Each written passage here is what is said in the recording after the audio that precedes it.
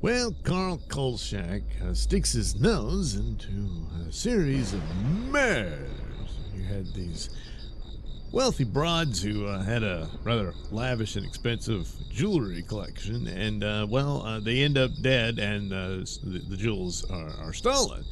Of course, we know what's happening because we see it, but Carl, somehow, some way, he always stumbles in on cases that involve the supernatural, and such was the case here.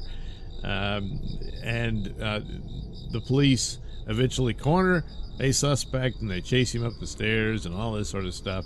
And then Carl gets a good look at the guy, and it's Richard Keel dressed up like an Indian.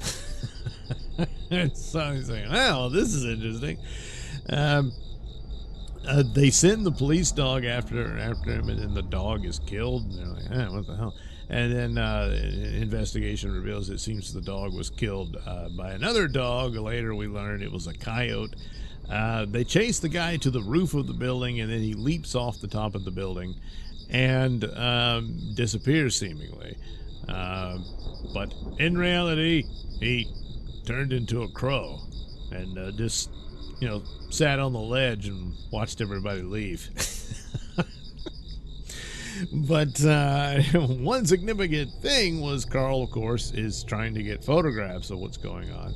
And this Indian guy reacts rather negatively to this. He covers up his eyes, and this becomes significant later. It's obvious. Hey, what's this about? The murders continue. Carl sticks his nose. The police don't want him there. Yet another police captain hates him. He sticks his nose into it was this exclusive auction for some valuables, jewelry. This entity appears to be interested in jewelry, and so Carl sticks his nose in there, tries to warn them, but of course no one ever believes him. He goes to he describes what's going on. He says, well, this is kind of like Native American myths and folklore. Maybe I need to seek an expert on that. This woman tells him, oh, well, what you're describing sounds like a Diabolero. So this is basically, I guess, a corrupted medicine man who can shapeshift and stuff like that. So it can turn into a crow and a coyote, which is what happens here. It can turn into other animals as well, according to the myth. But basically, that's what he does in this show. And so he's already on the trail. He's looking out for it and that sort of thing. And then eventually an actual chieftain shows up, wants to talk to Carl, because Carl's saying he's encountered this guy. And the chieftain's saying, whoa. And so he tells him what he's got to do. And Carl mentions the flash bulb of his camera, and he says, oh, yeah, because your light is blinding. His whole power depends on his eyes.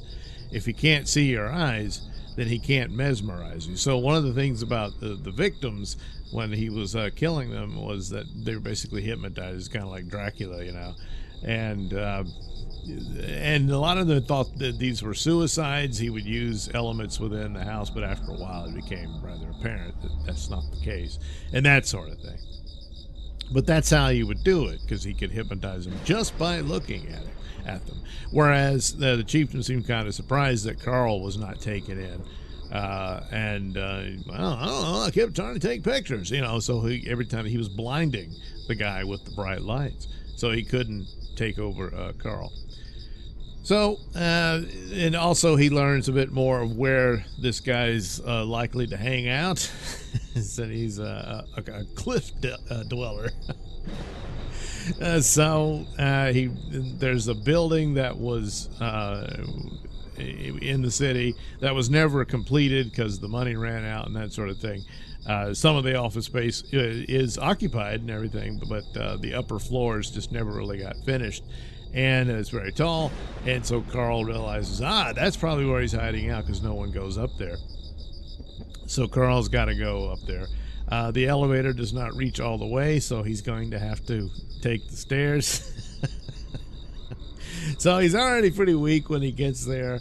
And of course, lo and behold, there's the Diabolero. And he starts charging after Carl. Carl zaps him with his, flashbulb, but he, of course, typical Carl, he stumbles, falls, knocks himself down, and loses his camera. And he's, oh no, he's running around. Well, another thing that the chief told him was the entity cannot stand to see his own reflection. So, lo and behold, there's some mirrors around this abandoned room. How convenient.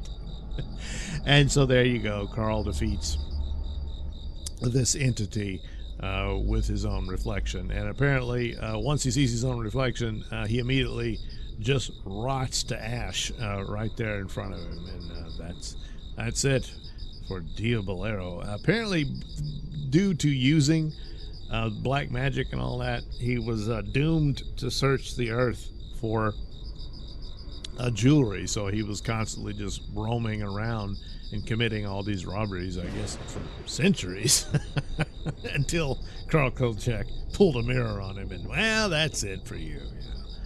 Of course, all of this was a waste of time. Well, not necessarily a waste of time. He did save people, but no one will know. And that's typical of the unsung hero that is Carl Kolchak. And he doesn't even really get much of a story out of it. He's narrating it, but of course Vincenzo's not going to publish that. And how does he keep his job? I don't know. We'd have to assume that he's doing basic coverage of stories within Chicago in between episodes, And when you get back to the next episode, this one stumbles onto some monster of some sort.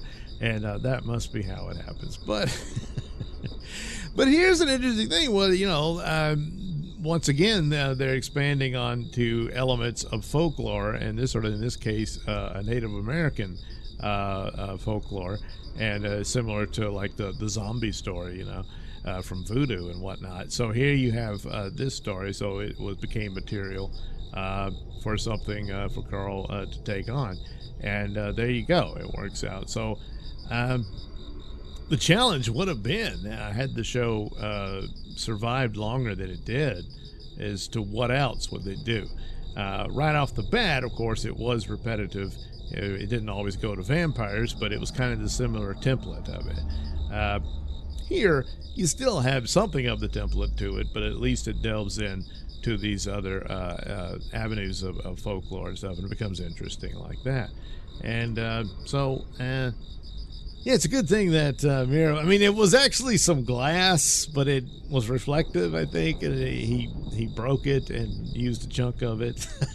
But I mean, the only other option, I guess, he would have gone into the restroom and there was a mirror on the wall there. He could have used something like that. But really, he probably should have brought one, with him, because the chieftain had told him that he can't stand his reflection. All he did was like, well, I'll just keep zapping him with my flashbulb, And like, well, what if you fall and drop it? Which is exactly what happened, So, yeah, I get, a little convenient that he had some element like that, when it would have made perfect sense for him to bring something like that along, because he was forewarned that this is how you defend yourself against this entity. And I suppose within the myth, the suggestion is there could be others that just did the same thing this guy did and are doomed to run around stealing pearls and diamonds from old ladies, So, yeah, it's a good one, And it was kind of weird because they would do weird noises when it was a crow coming in. And then the coyote, that was a weird sounding noise for the coyote. I don't know. So, but it's, it's the supernatural and stuff. So, hey, how do you know what a coyote that turns out to be a shape-shifting medicine man from the past? You don't know. It probably sounds like that. So, but it was a fun episode.